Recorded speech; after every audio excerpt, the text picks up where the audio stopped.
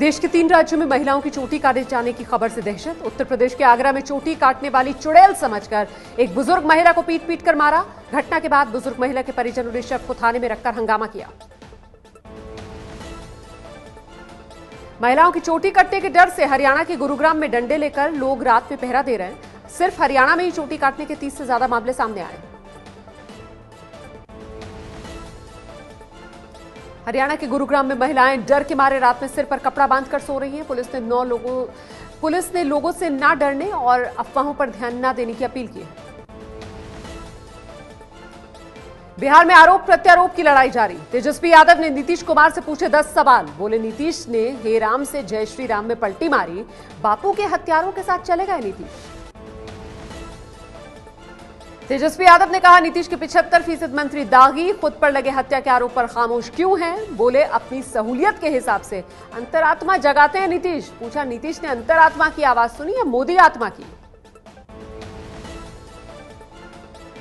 Association for democratic reforms यानी ADR की report के मुताबिक नीतीश कैबिनेट में 75% मंत्री दागी, इन पर आपराधिक मामले दर्ज। नीतीश के मंत्री जय कुमार सिंह ने रिपोर्ट खारिज की। बोले सामाजिक और राजनीतिक आंदोलनों की वजह से मुकदमे हुए।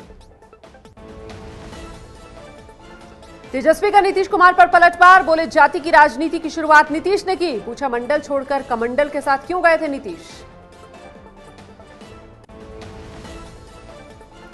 तेजस्वी यादव का बड़ा आरोप। बोले बिहार विधानसभा का लाइव टेलीकास्ट क्यों काटा, विधानसभा में मेरा भाषण क्यों नहीं दिखाया, विपक्ष की आवाज दबाने की कोशिश। तेजस्वी यादव ने कहा पीएम मोदी ने पनामा पेपर्स मामले में अब तक क्या किया। पनामा मामले में रमन सिंह के बेटे महानायक अमिताभ बच्चन और अडानी के भाई का भी नाम। पूछा आरोपियों पर अब तक क्या कार्रवाई हुई। बीजेपी के साथ मिलकर सरकार बनाने के बाद पहली बार सीएम नीतीश कुमार ने पटना में मंत्रियों के साथ बैठक की। डिप्टी सीएम सुशील मोदी भी बैठक में मौजूद हैं। एबीपी न्यूज से खास बातचीत में जेडीयू के बड़े नेता आरसीपी सिंह ने लालू पर पलटवार किया। कहा लालू एक नंबर के घमंडी नेता हैं, उनका एक पैर जेल में दूसरा कब्र में है। बोले लालू ने मुझ पर जो ट्रांसफर पोस्टिंग के आरोप लगाए सब झूठे। कल लालू ने आरसीपी पर आरोप लगाए थे। सुरक्षा बलों के हाथ लगा लश्कर आतंकवादियों का नया वीडियो। AK-47 के साथ आतंकवादियों ने जम्मू कश्मीर के ही किसी घर में महफिल सजाई। वीडियो में मस्ती करते दिख रहे आतंकवादी।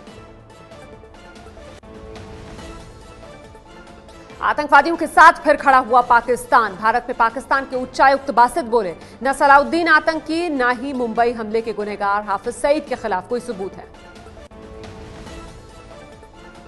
आतंकी अबू दुजाना के मारे जाने के बाद से श्रीनगर के 5 थानों और पुलवामा में कर्फ्यू, घाटी में हालात तनावपूर्ण। आज जम्मू कश्मीर पुलिस ने आतंकी अबू दुजाना के शव को किसी गुप्त जगह दफनाया।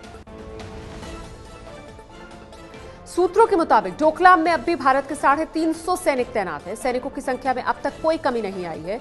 चीन ने दावा किया था कि वहां अब भारत के सिर्फ 40 सैनिक रह गए, जो गलत है। केंद्र सरकार ने आज लोकसभा को बताया कि 48 अफसरों पर भ्रष्टाचार के आरोप में केस चलाने की मंजूरी दे दी गई है। इनमें आईएएस, आईपीएस, IRS अफसर शामिल। यूनियन मिनिस्टर जितेंद्र सिंह ने सदन को यह जानकारी दी।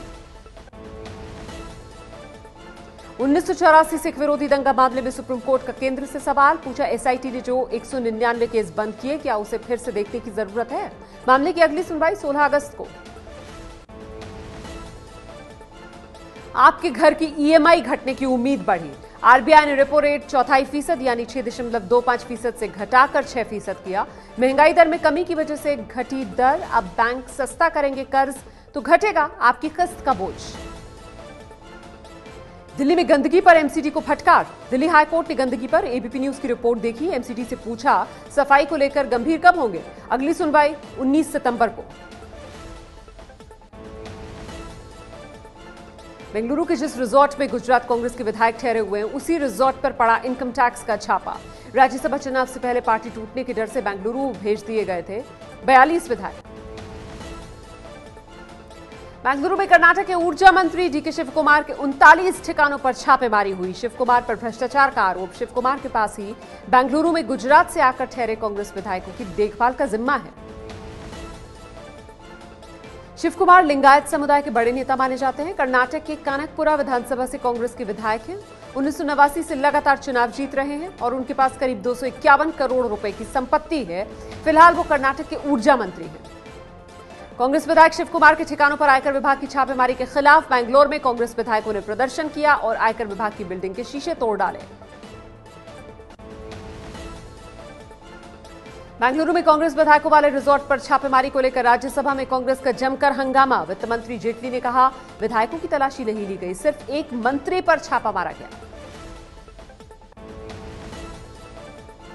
कर्नाटक के ऊर्जा मंत्री डीके शिव कुमार के ठिकानों पर आयकर की कार्रवाई को कांग्रेस नेता मल्लिकार्जुन खड़गे ने राजनीतिक बदले की कार्रवाई कहा केंद्र सरकार लगातार डराने का काम कर रही है जो लोकतंत्र में सही नहीं।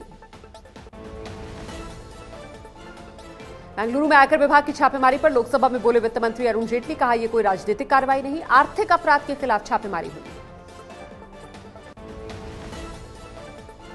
कांग्रेसी विधायकों वाले रिजॉर्ट पर छापे को कांग्रेस ने बीजेपी की साजिश बताया। अहमद पटेल बोले, राज्यसभा की एक सीट के लिए साजिश रच रही है बीजेपी बोली, कानून अपना काम कर रहा है। राज्यसभा चुनाव में नोटा के विकल्प को हटाने के लिए कांग्रेस की तरफ से दायर याचिका पर कल सुप्रीम कोर्ट में सुनवाई। कांग्रेस ने चुनाव के लिए अपने विधायकों को व्हिप जारी किया। वैसे कांग्रेस के बाद अब बीजेपी ने भी राज्यसभा चुनाव में नोटा हटाने की मांग कर डाली है। बीजेपी के प्रतिनिधिमंडल ने चुनाव आयोग से मुलाकात की। गुजरात में राज्यसभा चुनाव के लिए 8 अगस्त को वोटिंग है। कांग्रेस ने प्रोफेशनल लोगों को पार्टी से जोड़ने के लिए प्रोफेशनल कांग्रेस की शुरुआत की। शशि थरूर, मिलिंद देवड़ा समेत 4 लोगों को मिली अहम जिम्मेदारी। नसीमुद्दीन सिद्दीकी के बाद मायावती ने एक और महासचिव को पार्टी से निकाला। पैसे लेकर टिकट बेचने का आरोप लगाने वाले बीएसपी महासचिव इंद्रजीत सरोज बीएसपी से निकाले गए। सरोज ने कहा, पैसे के चक्कर में मायावती और बीएसपी बर्बाद हो जाएंगे। बीजेपी अध्यक्ष अमित शाह 3 दिन के हरियाणा के दौरे पर। इसी कड़ी में अमित शाह ने आज बहादुरगढ़ में बीजेपी कार्यकर्ताओं के साथ बैठक की। शाह खट्टर सरकार के कामकाज की समीक्षा के लिए हरियाणा दौरे पर हैं।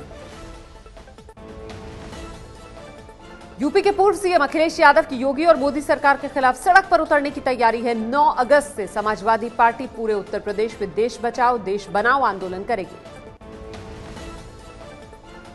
बीजेपी सांसदों के साथ डिनर करेंगे यूपी के मुख्यमंत्री योगी आदित्यनाथ। सीएम योगी ने 4 अगस्त को यूपी सदन में बीजेपी के सभी सांसदों को डिनर पर बुलाया है।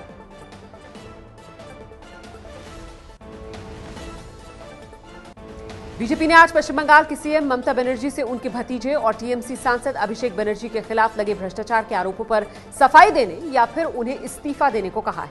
ये है एबीपी न्यूज, आपको रखे आगे।